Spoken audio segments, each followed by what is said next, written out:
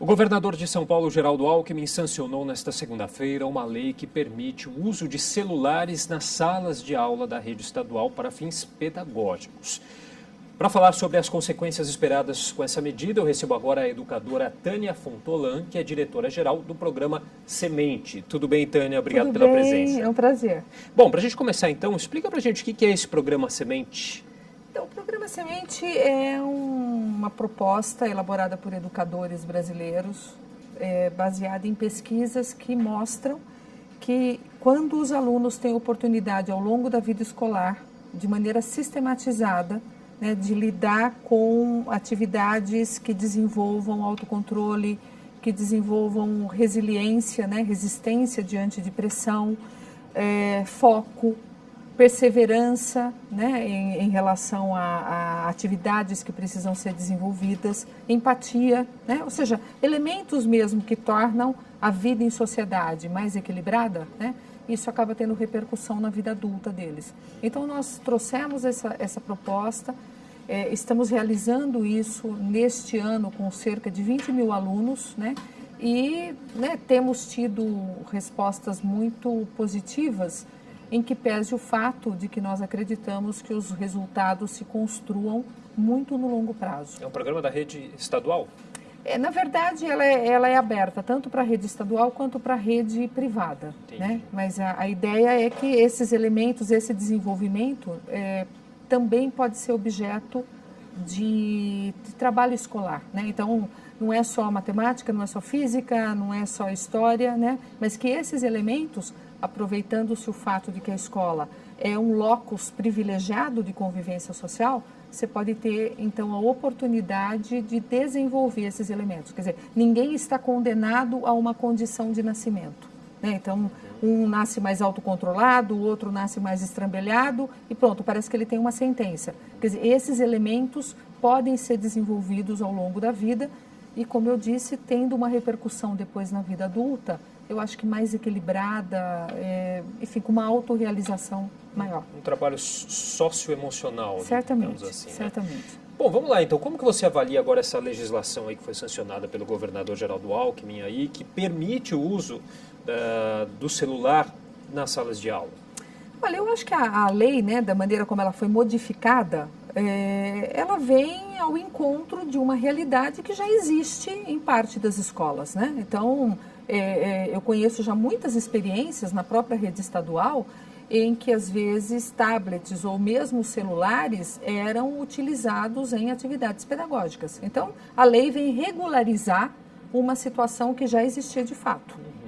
Isso eu ia te perguntar, porque como que isso ainda não era visto, como uma ferramenta de aprendizagem até hoje, Porque eu acho que sim, óbvio, teve uma transição, essa questão dos smartphones, No fundo, acho que quando eles caíram na nossa mão, ou na mão de todo mundo, então primeiro você pensa naquilo como um telefone apenas, aí vem a questão da foto, vem a questão da música, Eu acho que tem duas coisas, Primeiro, o fato de você hoje ter muitos aplicativos que facilitam a utilização do celular em N aspectos da vida social. E por outro, também é verdade que os próprios pacotes de dados ou a própria Wi-Fi, à medida em que foram se popularizando, digamos, e inclusive se barateando, eu acho que mais e mais a gente foi sendo estimulado a utilizar mesmo o smartphone, eu diria que como uma ferramenta quase que de dia a dia, para compras, para localização, para resolver problemas cotidianos, às vezes até para resolver problemas mais sérios, É o que se comenta. Hoje no smartphone a gente tem uma capacidade de processamento maior do que os computadores da NASA tinham quando o homem foi à Lua, Então isso não é trivial e obviamente repercutiria dentro das escolas. Agora uma outra questão que surge aí também, o celular é visto como um fator aí de dispersão também, Principalmente dentro da sala de aula. Como controlar também para que isso não vire um problema? Eu acho que assim, são os dois lados da mesma moeda que precisam ser observados. Então tem um lado que eu acho que é super positivo, você trazer o celular para a sala de aula, porque se a escola prepara para a vida social, e a vida social, todos nós, na nossa vida social, usamos o celular, como que a escola vai dar as costas a isso? Agora tem um outro lado, né? Efetivamente o celular pode sim estimular a dispersão. Eu tenho um afilhado que me contava que numa aula em que era possível usar tablet, ele ficou acompanhando o Jogo do Brasil, que acontecia no mesmo momento da aula, né? Então, eu acho que tem duas coisas que são importantes nesse processo.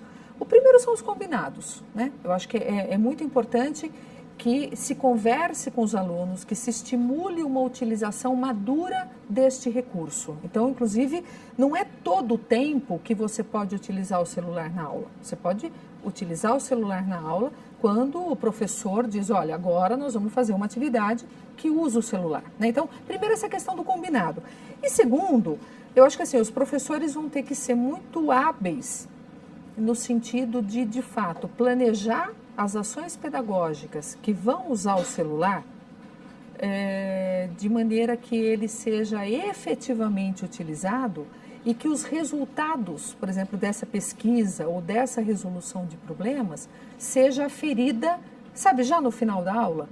Porque, veja, eu tenho 13 anos, né? Esperar de um aluno de 13 anos a maturidade de um adulto, enfim, me parece meio imaturo, né? Então, se eu tenho uma atividade que me foi proposta pelo professor e eu sei que eu tenho que apresentar os resultados dessa atividade feita com o celular no final da aula, perceba que eu tenho, inclusive, um contexto que diz, olha, não se disperse, porque senão no momento de você compartilhar o resultado, você não vai ter nada para apresentar. Agora, se você simplesmente começa a atividade sem, como eu disse, esse planejamento de recolha, é muito difícil você monitorar 40 alunos simultaneamente, cada um com o smartphone na mão, né? Então, eu acho que eu penso nesses dois caminhos. Acho que o primeiro do combinado, né? E o segundo também desse tipo de ação pedagógica controlada. E Tânia, agora, esses aparelhos vão ser disponibilizados pelo governo? Porque, apesar dos aparelhos hoje em dia estarem mais baratos, sim, a gente sabe que não é todo mundo que tem. Na verdade, o governo do estado tem prometido, que me parece que até outubro do próximo ano, né, todas as escolas, na verdade, receberiam kits, não só com Wi-Fi, mas também com equipamentos que permitiriam que os alunos utilizassem recursos, digamos, da escola, né, e não os próprios. Por hora, na maior parte das escolas estaduais, quando esse tipo de ferramenta é utilizada, utiliza-se mesmo o smartphone do próprio aluno e, às vezes, o seu próprio pacote de dados, né? As escolas ainda não estão preparadas para esse tipo de infraestrutura. Bom, ok, acho que é isso. Faltou alguma coisa que você gostaria de acrescentar em relação ao tema? Acho que assim, eu acho que é interessante, né, que se olhe para isso. Eu acho que, de novo, especialmente nós estamos falando aqui de alunos da rede estadual, né?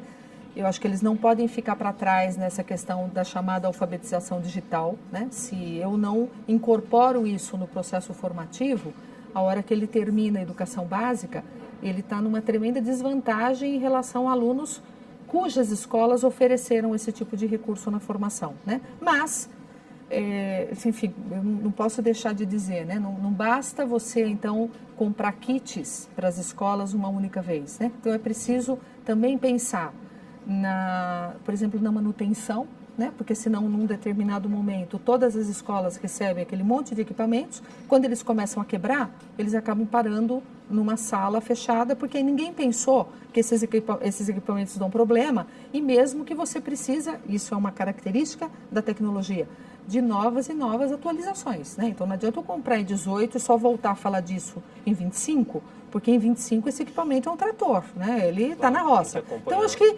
são coisas que precisam também ser pensadas a longo prazo, para elas não se esgotarem como uma ação de marketing, né?